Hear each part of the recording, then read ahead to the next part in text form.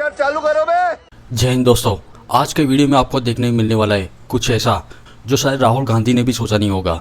राहुल गांधी संसद में 1971 की जंग की बात कर रहे होते और खुद की पार्टी यानी कि कांग्रेस की तारीफ में लग जाते हैं। वो बताते हैं कि कैसे उनकी सरकार ने देश को जीत दिलाई और कैसे सेना को छूट दी गई थी। लेकिन दोस्तों, सीन तो तब पलट जाता है जब संभवी चौधरी बोलने के लिए खड़ी होती है। उन्होंने न सिर्फ राहुल की बातों की हवा निकाल दी बल्कि पूरे विपक्ष को ऐसा जवाब दिया कि सबके चेहरे उतर गए। उनकी बातों में तर्क था, सच्चाई थी और कांग्रेस की असलियत का पर्दाफाश भी था। तो वीडियो को अंत तक जरूर देखें क्योंकि यहाँ सिर्फ भाषण नहीं, हकीकत दिखाई जा रही है। और मुझे कमेंट में लिखे आपको संभवी चौधरी का ये स्पीच कैसी लगी। जब भी मैं फोर्सेस के किसी भी व्यक्ति से मिलता हूं, जैसे ही मैं हाथ मिलाता हूं, और ये आपको भी फील हुआ होगा, जैसे ही मैं हाथ मिलाता हूं मुझे पता लग जाता है कि ये हिंदुस्तान की फोर्सेस सेना का आदमी है। हाथ जैसे मिलाता है मुझे पता लग जाता है कि ये टाइगर है, इसको हिलाया नहीं जा सकता, ये देश के लिए मर जाएगा, सीधा खड़ा रहता है। इसको कहीं भी भेज दो, ये देश के लिए लड़ने के लिए मरने के लिए तैयार रहता है। सर, टाइगर को पूरी फ्रीडम देनी पड़ती है। टाइगर को आप बांध नहीं सकते हो। अगर आपने टाइगर से सच्चा काम लेना है, पूरा काम लेना है, तो आपको टाइगर को पूरी छूट देनी पड़ेगी। सर, दो शब्द हैं, एक पॉलिटिकल विल और दूसरा फ्रीडम ऑफ ऑपरेशन। मतलब अगर आप हिंदुस्तान की सेना, एयरफोर्स, नेवी का प्रयोग करना चाहते हो, आपके पास सबसे पहले 100% पॉलिटिकल विल होनी चाहिए। और दूसरा, अगर आप सेना का प्रयोग करना चाहते हो तो आपको फुल फ्रीडम ऑफ ऑपरेशन देना पड़ेगा।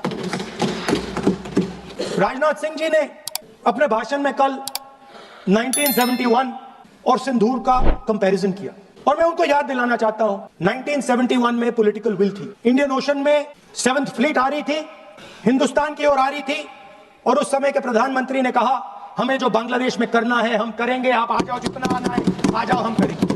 Political will without any confusion. Super power of the world is coming with its aircraft carriers, hundreds of aircraft. Political will. The Prime Minister of India says we don't care. Come, but हमारा जो काम है हम उसे पूरा करेंगे।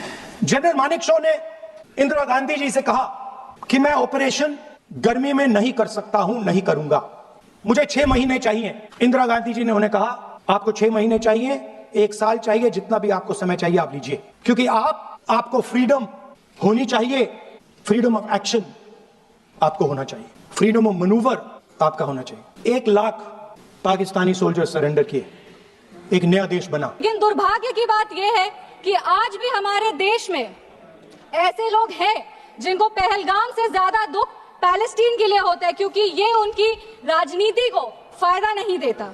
लेकिन जहां राजनीति के लिए कई लोग चुप्पी साध लिए, वहां हमारे यशस्वी प्रधानमंत्री ने राष्ट्र धर्म निभाया और उन्होंने महिलाओं के आंसुओं को ही नहीं पोंछा पर महिलाओं के स्वाभिमान को और सम्मान को पुनर्स्थापित किया। हम बता देना चाहते हैं कि ये एक नया भारत है और आतंकवादी हमले के बाद ये भारत मोमबत्तियां नहीं जलाता, ये दुश्मनों की चिता को जलाता है। ये शांति चाहता है पर शांति अपने शर्त पर चाहता है और अगर अपने शर्त को नहीं पूरा किया जाए तो डिप्लोमेसी से डिस्ट्रक्शन तक का भी रास्ता जानता है। इसी बात पर हम एक शायरी कहना चाहेंगे, खतों का दौर गया अब फरमान भेजे जाते हैं, जो करते हैं भारत की आत्मा परवार वो सीधे कब्रिस्तान भेजे जाते हैं। अभी अपने कांग्रेस के साथियों का बात सुन रही थी और वो कह रहे थे कि 1971 में इंदिरा गांधी ने ये किया है, 1971 में इंदिरा गांधी ने वो किया, पर वो कभी भी 1971 का क्रेडिट बिहार के बेटे जगजीवन राम जी को नहीं देते हैं, जो तब के रक्षा मंत्री थे। बांग्लादेश ने उनको 1971 का वॉर हीरो डिक्लेयर किया था और रक्षा मंत्री होने के जंग के बाद भी उन्होंने सैनिकों के रिहैबिलिटेशन के लिए काम किया। लेकिन कांग्रेस पार्टी इसको कभी नहीं रिकॉग्नाइज करेगी क्योंकि उनको दलित नेतृत्व से समस्या है। वो सिर्फ उनके साथ रहना चाहते हैं जो बाबा साहब के चित्र को अपने पैर पर रखते हैं।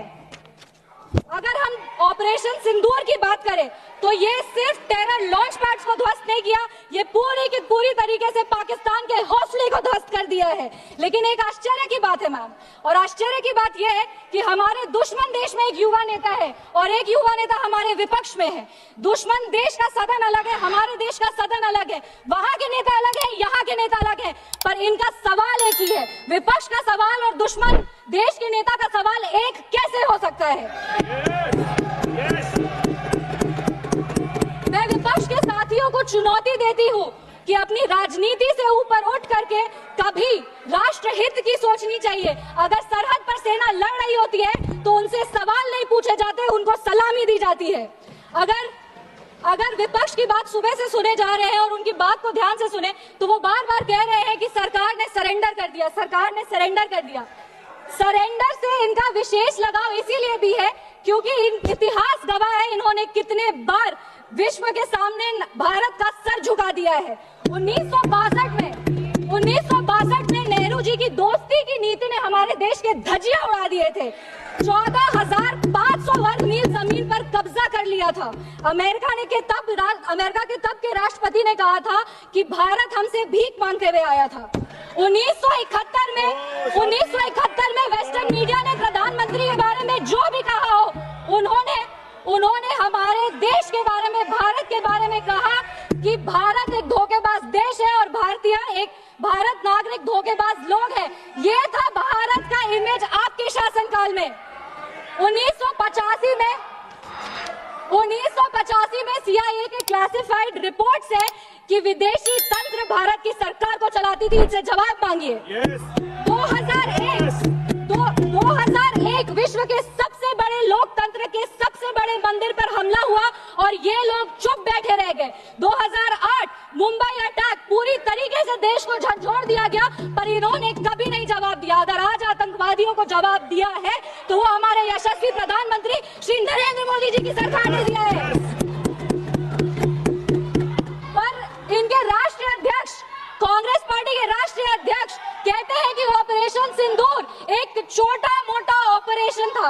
ये इनकी विचारधारा का समस्या है। इनको लगता है कि ऑपरेशन सिंदूर एक छोटा मोटा ऑपरेशन था, पर ये इनकी गलती नहीं है। इनकी विचारधारा ये कहती है कि अगर हिंदू धर्म को आगे लेके जाओ, हिंदू धर्म के पक्ष में बोलो तो वो सैफरन टेरराइजेशन है, पर इनकी राजनीति के लिए ये कहते हैं आतंकवादियों का कोई धर्म नहीं होता।